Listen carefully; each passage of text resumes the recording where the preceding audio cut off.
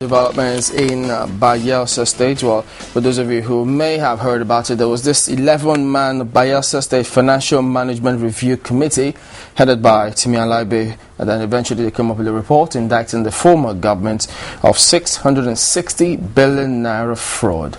That's the talking point this time, and we're joined by Mr. Ikechukwu Ikeji, who is a legal analyst and practitioner, I should say. Thank you for coming on today. Thank you, Chamberlain, for having me. But we will also be joined on the phone as he's standing by Sunday Frank Oputu. He is the chairman, Conference of Nigeria Political Parties in Bayelsa State. He had some issues, couldn't make it down to Lagos, and so he will be there available on the phone.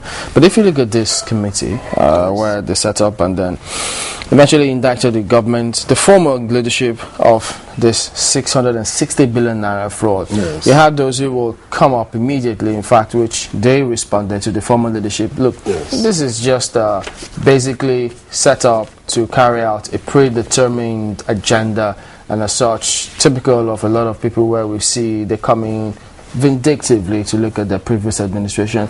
Could this be said to be the case in this instance? An outright no, because I have personal knowledge of what transpired. You see, let's first of all get a good premise, an appropriate premise from where we can proceed, from where we can launch our discussion. And that premise is the legality or otherwise of the committee.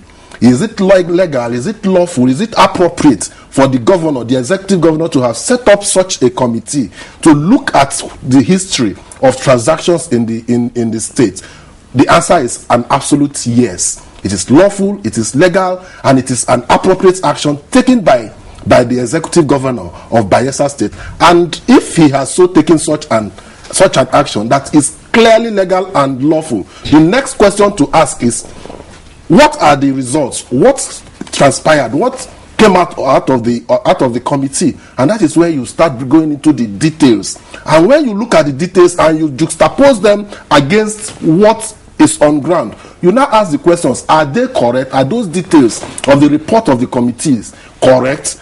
And when you find out that they are correct, the issue of saying that there is a witch hunting or there is an ulterior motive behind the committee, that disappears and runs and flies out of the window. So in this case, the question is, were there any transactions, administrative transactions, in the executive arm of government between 2007 and 2011? The answer is yes. Was it necessary for an incoming governor to look at these transactions with a view to having a clear picture of what transpired so as to know what to do in future? The answer is yes. And that was what warranted the setting up of the committee. Okay. It must be made clear here and now that committee has nothing. In fact, it is the farthest, it is very far from witch hunting. It's just a simply fact-finding committee, and I think the governor stated it that way. But what will be the ultimate intention after this report comes up and is published? What will be the intention? From what the governor said, it is part of the reformation agenda of the new government. The restoration, there is need to restore the pride, the dignity, the economic prosperity of Bayelsans to them.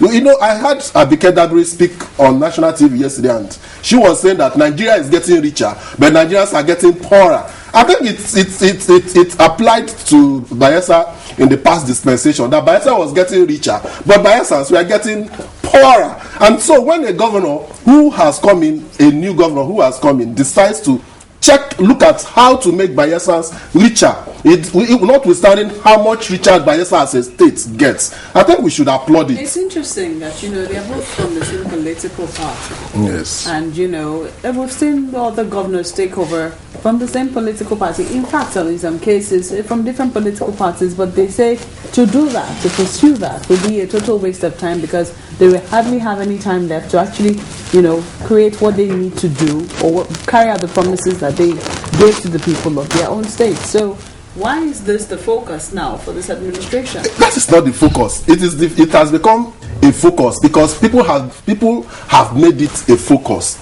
It is not a focus. It is just a part of a process. It is just a part of a process of determining what and what things to do in order to move Bayelsa State forward. It is not a focus. The governor is focused on all other things, major other things. Like this is just part and parcel of Mark has a point, because some people are already saying first that shouldn't be the first thing for anyone coming in to do. Then secondly, looks like a witch hunt, just as the other camp has said. I think I've addressed that. Yeah, you've addressed that because that's what the first thing he did. Remember, a moment. You have addressed a moment. So that you have a proper perspective. Remember, the governor has saved Bayelsa State 1 billion naira wage bill. If you have that perspective, then you'll be able to bring out your points. Let me land on this, because he has said if you have any facts or evidence, you should approach a law court. And you're a lawyer, shouldn't that be the first thing to do? Of course. If you approach your law court, do you want it to be these recent situations where the prosecuting bodies, the prosecuting agencies were not prepared and they rush to court, and the cases are thrown back at them, and people we know are corrupt are freed? There has to be proper fact-finding processes. Not through the media. This is not a media activity. It is on paper. I have the details of the report. And what happens here is, where you have this kind of reports, it's easy for you to transpire it to the relevant agencies for appropriate action. I want to also let you know that despite this particular process, that DFCC also has a case filed by Festus Keyamo against Silva, and as we speak today, Silva is nowhere to be found. I expect that an honest person. No, you have to let the EFCC say that. No, it's in the papers. I'm not saying it for EFCC. I thought you were looking for him, actually. Yes, they didn't find him, and the court had to order substitute service, whereby the court ordered that the processes should be pasted on his on the gate of his house in Abuja. Yeah, but so that's what we're saying. There's already a process of prosecution on other aspects, but where we find other situations of questionable transactions, it only behoves on us to objectively highlight them and ask questions. To the extent that this is not a judicial commission or panel of inquiry, exactly, there are those who also say, since it's not, it's political. No, that is wrong. You see, the leadership of a state is a political process. You cannot hand over the leadership of a state to the judiciary. The Tribunal of Inquiry Act permits the governor or his delegatee to set up any kind of inquiry within a state. Now, if you agree with that, and it is not judicial, you also ask yourself, what does section 176 sub 2 of the Constitution provide? The section provides that the governor is the chief executive of the state. And ladies and gentlemen, what is the job of the chief executive of a state or of an association? Is it not to find out exactly how the processes are working and how best to put the processes into good use for the effective administration? How do you hold an ex-governor responsible for this? For instance, the report says the committee highlighted some ongoing projects for which staggering sums of monies have been paid without commensurate work I have an answer to that. No, you don't hold. I have an answer. You have a contractor. You ask a question. On this. No, I'm coming. You have a contractor who is on this, and you put the blame on the ex-governor. You didn't get that the is point. Why people say you didn't get the point. There's a principle. There are two issues here. One, there's a principle you call vicarious liability. If you are acting as my staff or as my employee or as my servant or contractor, as it were, there are certain actions you will take that I will be vicariously liable. That is to say, I will be liable for your own action because I sent you there. Now, that is one issue. The second issue is 1.86 billion that the contract is worth has already been paid up front for a contract that has not even reached one tenth of its completion. Is there a law that says you can't pay up front? Yes, there is. Of course, you want to let us in on that? The due process regulations in Nigeria, the Public Procurement Act, all forms of regulations are existing to say that first of all you have to give upfront money and monitor. In fact, if you go to Imo State presently, what the governor is doing is he looks at the contractor. You have the wherewithal to undertake a project. You go ahead, undertake this project. You reach 50% completion stage. They will now pay you, and I think that is the best approach. Not when you give a contract and you pay all the sums of the contract. Okay. That has always happened in Nigeria. Let's get a word in. Public money and run away. Let's get a word in from Sunday Frank Oputu, who is the chairman, Conference of Nigeria Political Parties in Bayelsa State.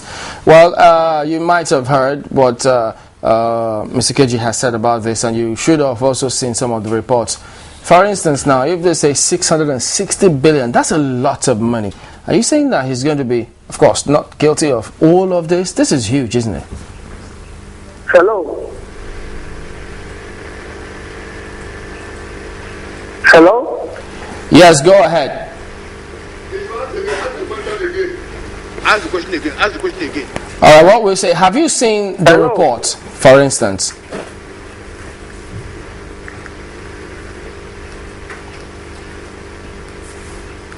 Hello?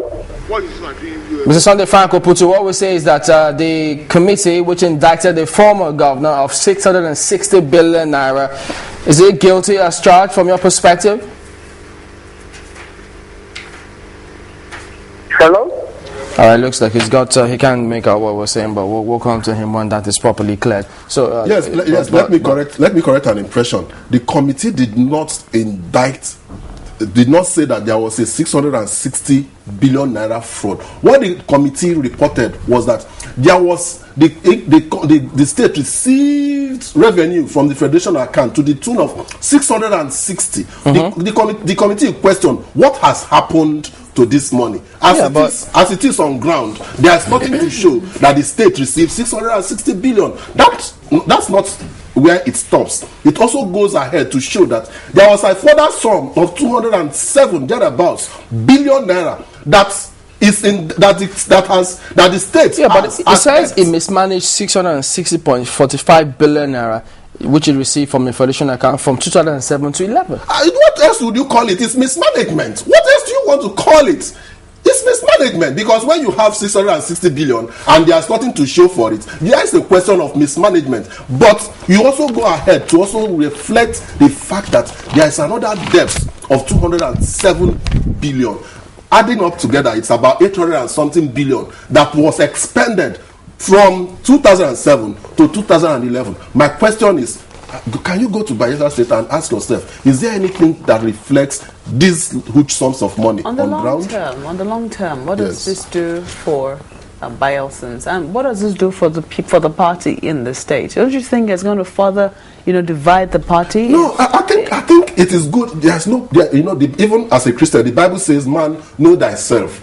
It is good that you first of all check yourself. But if you are able to check yourself, then you can check your external situations. So it is good that Dixon, who is a member of PDP, is also saying that a governor who emanated from his own political party has not shown enough,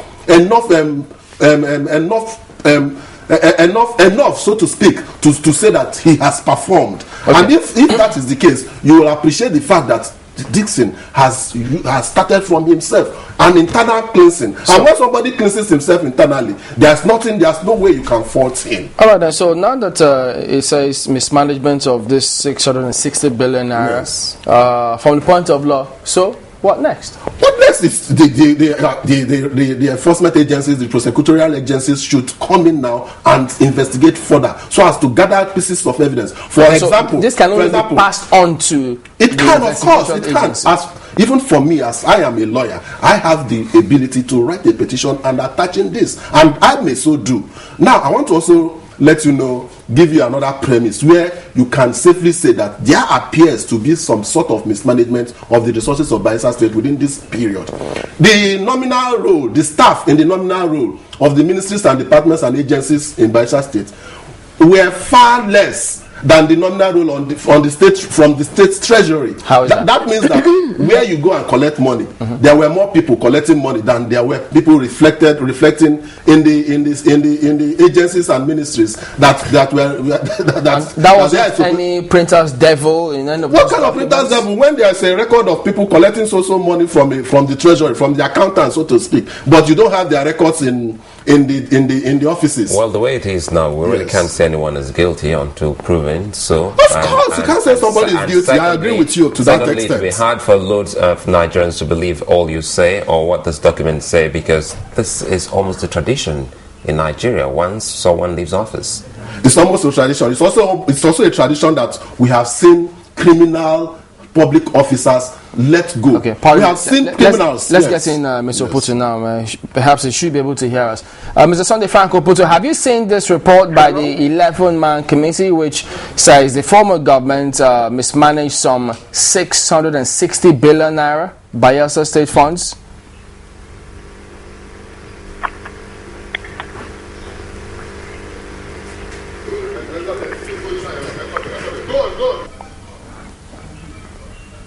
All right, then you still can't make it out. But from the look of things now, you say it can be passed on to further investigative agencies. Yes, there are a lot more. There are a lot more. That and nothing says they can't start afresh to verify this, because this was not done by any investigative body. No, recognized, of course, by law. If this information, this report is passed to a prosecutorial agency, the prosecutorial agency also has a duty to also go gather pieces of evidence. But I don't want us to just stop at the general picture. I think it is necessary that we also look at some of these details so that we appreciate what some of these governors are doing. The question presently I am asking is, where is Saver to come out openly as a gentleman to speak? There is 50 billion naira bond. There was a 50 billion naira bond that was taken from the capital market. My question is, what has happened to that 50 billion naira bond? As we speak, no capital project was. There's no capital project that you can point at and say that 50 billion naira bond was used for. Instead, maybe this is what I learned was that this is where we let the people respond. No, it's debatable, because even if you go to that same report, the report tells you that there are loads of uncompleted projects, so you can possibly have used that amount. Not with the 50 billion report. The same report somehow vindicates him in a way that there are projects but yet uncompleted. You are getting it wrong, Sulaiman. You are getting it all wrong. You are getting a very twisted picture of it. Isn't that what is in this report? The report is saying that there are projects that were supposed to have been completed, that were not. That monies have been released for, but that were not. Not that there were projects that have been started and yet to be completed. We have let you rest here. There are a lot of issues there. Security votes. Then you should chase the contractors. Don't go to security vote. Everyone seems guilty there. He will say vicarious liability again. Right? Everyone seems guilty. I should go for the contractors. Hey, come on, Sulai, are you the one saying this? Mr. Ikechukwu Ikeji, you should know better. Legal practitioner, thank you for coming on this morning.